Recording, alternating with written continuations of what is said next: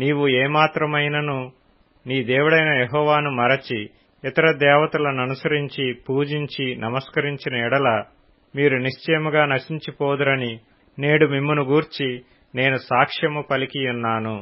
అది సంగమా, మనం ఏం చేయాలి అనగా, అలనాడు ఇశ్రాయేలు ప్రజలకు ఇచ్చిన principles today it applies to you and me అనను, ఎందుకంటే నాకు కూడా అప్లై అవుతుంది కాదు. కొంతమంది ఎలాగంటే ఈ బోధంతా మీకే, మాకు కాదు. ఒక పాస్టర్ అంట డానియల్ డైట్ మీద వాక్యం చెప్పాడంట. చెప్పిన తర్వాత కొత్తగా పెళ్ళయింది, ఇంటికి వెళ్ళిన వెంటనే అయ్యగారు డైట్ మీద చెప్పారు, చికెన్ మటన్ వండితే బాగుండదేమో అని సిస్టర్ గారు చారు పెట్టారంట. ఏం పెట్టారమ్మా? చారు పెట్టారంట. అయ్యగారు ఫుల్ ఇటు మాకులాగా కోట్లు వీట్లు మా బాధలు మాకే తెలుసు. కోట్లు వేసుకొని సమ్మర్లో చెమటలు కక్కుకుంటా ఇవన్నీ ఇలాగెళ్ళి కోట్ ఇప్పేసి అబ్బా తిండి బాగా ఉంటుందిరా బాబా అని వెళ్ళి కూర్చుంటే ప్లేట్ పెట్టిందంట సిస్టర్ గారు. ప్లేట్ పెడితే వడ్డిచ్చిన తర్వాత ఈయన వెయిట్ చేస్తున్నాడంట ఏమొస్తుందో అని. సిస్టర్ ఏం చేసిందంటే ఇలా తీసి చారేస్తుందంట. ఈయనకి బీపీ 230 వచ్చేసిందంట. 230 వచ్చేసి చేత్తో ఇలా అన్నాడంట. అది వెళ్ళి అల్లంత ప్లేట్ అంతా అలవాట. ఈ కొత్తగా పెళ్ళైంది కాబట్టి గడచగసగసగస ఉండిపోతుంది. అది ఇదేంటండి ఇలా తోసేసారేంటండి? ఇప్పుడే కదండి మీరు వాక్యం చెప్పారు మనం డైట్ చేయాలా, మన బాడీలు బాగుండాలా, సంఘం బాగుంటుందంటే ఓసై పాస్టర్ గారు ఓసై. ఆ మాటలు సంఘానికే బాబు, మనకు కాదు. తీసుకురా, గుడ్డు తీసుకురా, చికెన్ తీసుకురా, మటన్ తీసుకురా. ఎంత విచారకరమైన సంగతి కాదు. బోధలు మీకే కాదు, చెప్పండి నీకు అనండి, అంటే నాకు, అది మాకు కూడా అన్నమాట. ఏం చేయాలి?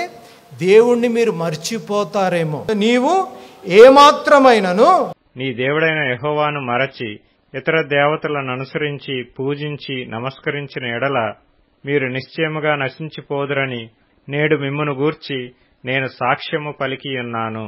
నీ ఎదుట నుండకుండా యెహోవా నశింపజేయుచున్న జనములు వినకపోయినట్టు మీ దేవుడైన యెహోవా మాట మీరు వినకపోయిన ఎడల మీరును వారి వల్లనే నశించెదరు. అది చూసారా, ఇక్కడ మీరు జ్ఞాపం చేసుకున్నారు, జాగ్రత్త వినాలి. You remembered what God has done. దేవుడు ఈ సంఘ జీవితంలో, వివాహంలో, నిజ జీవితంలో, in your personal life you remembered what God has done. రెండవదిగా you are rejoicing in the present. మీరు ఆనందిస్తున్నారు, కానీ ఆనందిస్తూ జాగ్రత్తగా ఉంటున్నారు. నా వల్లే కాకుండా దేవుని వల్ల జరిగిన కార్యము అని దేవునికి మహిమ కరుస్తున్నారు. Number 2. Number 3, you need to renew your relationship about what God is about to do. జాగ్రత్త వినాలి. What God did you remembered, what God is doing your rejoicing. Now what you need to do is you need to renew your commitment for what God is about to do in your life.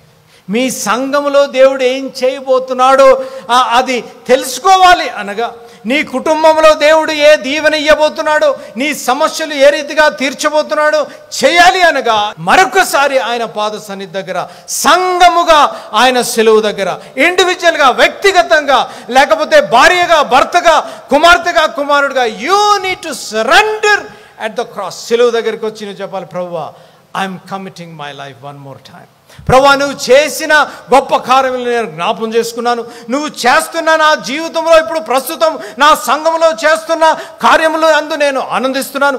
నా వివాహంలో ఏ రీతిగా నన్ను దీవించావో, నా ఉద్యోగంలో ఏ రీతిగా దీవించావో నేను ప్రభువా నిన్ను ఆనందిస్తూ ఆ రిఫ్లెక్షన్ ప్రభువా నా వల్లనే అంటూ వచ్చానేమో, నా వల్లనే ఇది జరిగింది, నా సామర్థ్యత, నా పొజిషన్ అంటూ వచ్చానేమో ప్రభువా నన్ను క్షమించు నాయనా, నిన్ను మర్చిపోయానేమో. అందుకని ఇక్కడ ఉంది, ఆ దేవుడిని మీరు మర్చిపోతారేమో, జాగ్రత్తగా ఉండండి. అడుగుతున్నాను ఒక ప్రశ్న, did you ever forget the God who has done wonders in your life?